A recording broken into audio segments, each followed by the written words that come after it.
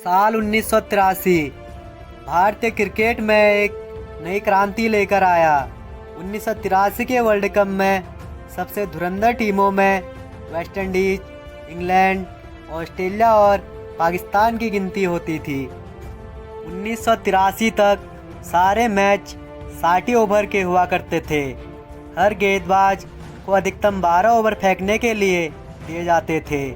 तब तक सफ़ेद गेंद का इस्तेमाल शुरू नहीं हुआ था। गेंद लाल रंग की होती थी और एक ही गेंद पूरी पारी के लिए होती थी।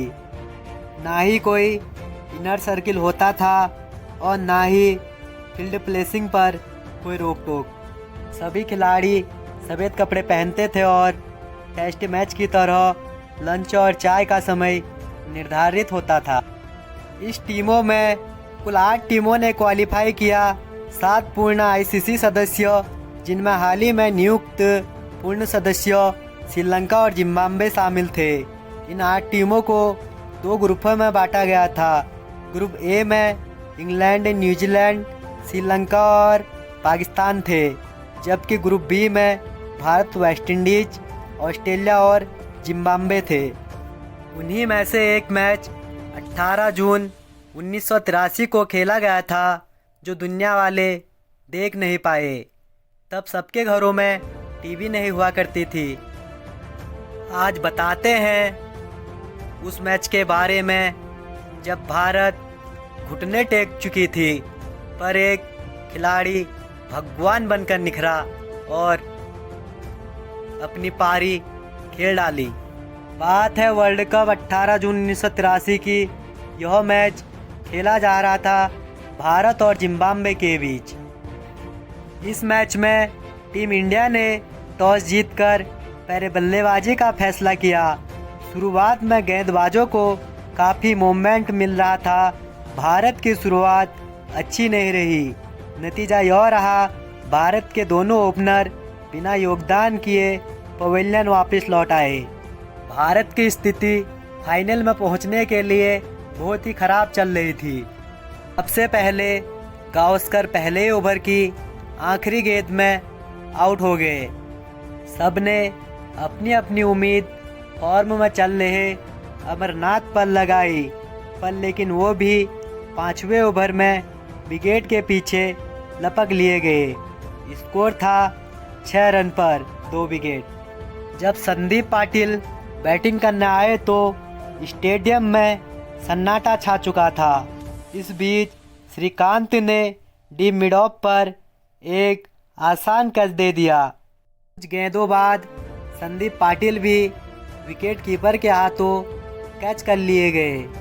संदीप पाटिल बोलते हैं, कपिल ने सोचा कि शायद उनकी बारी देर तक आएगी, इसलिए वो नहाने चले गए। लेकिन हमारे खिलाड़ी इतने जल्दी आउट हुए कि मैंने खुद को यशपाल शर्मा के साथ क्लीज पर पाया। 12वें खिलाड़ी सुनील वाल्सन दौड़ के यशपाल शर्मा के पास क्लीज पर जाके बोल के आए, कपिल अभी वॉशरूम में है, अगली बारी उन्हीं की है।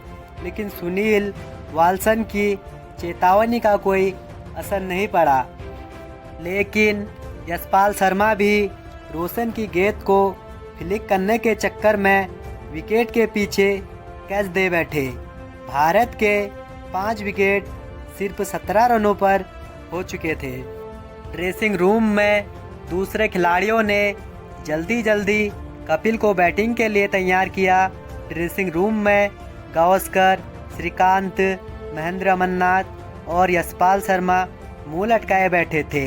उनमें अब इतनी हिम्मत भी नहीं थी कि अब वो बाहर जाकर मैच देखे। जब कपिल क्लीज पर बैटिंग करने पहुंचे, तब पीटर रोशन और केविन करेन भारत के टॉप ऑर्डर को पवेलियन भेज चुके थे।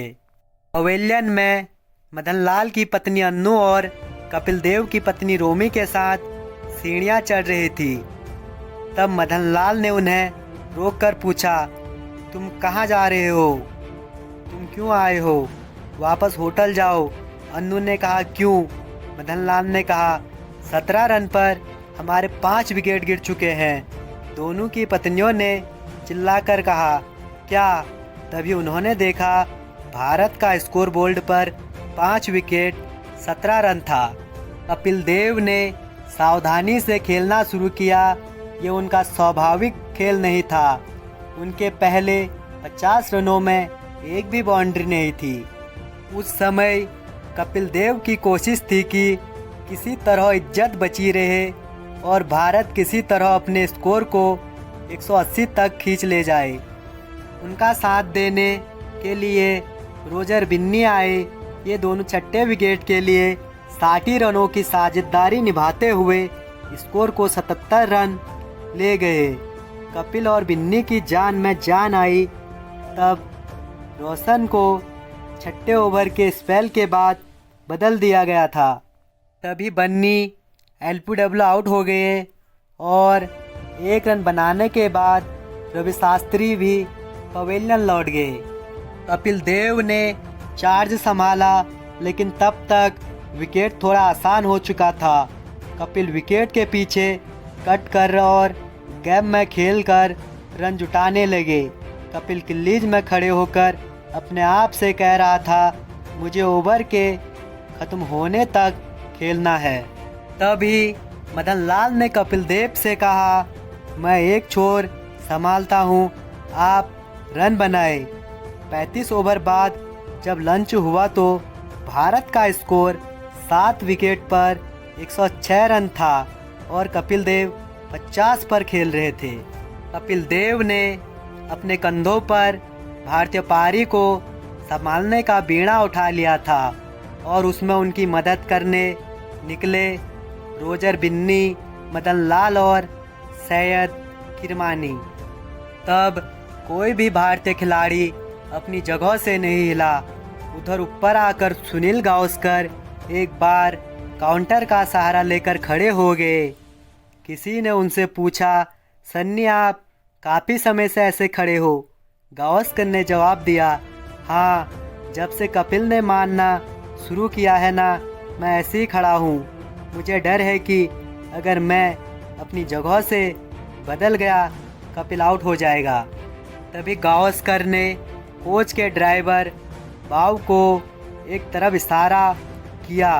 वो भी एक कुर्सी पर अपना एक पैर रखकर खड़ा हुआ था। उसने भी कहा कि वो अपनी जगह से तब तक नहीं हिलेगा जब तक कपिल क्रीज पर है। कपिल देव की पत्नी रोमी ने मदन लाल की पत्नी अन्नू से कहा, हम अपना लंच नहीं करेंगे, भारत के लिए अच्छे प्रदर्शन के लिए दुआएं मांगेंगे। अन्नू भी राजी हो गई। कपिल ने लंच छोड़कर संतरे के 2 गिलास पिए।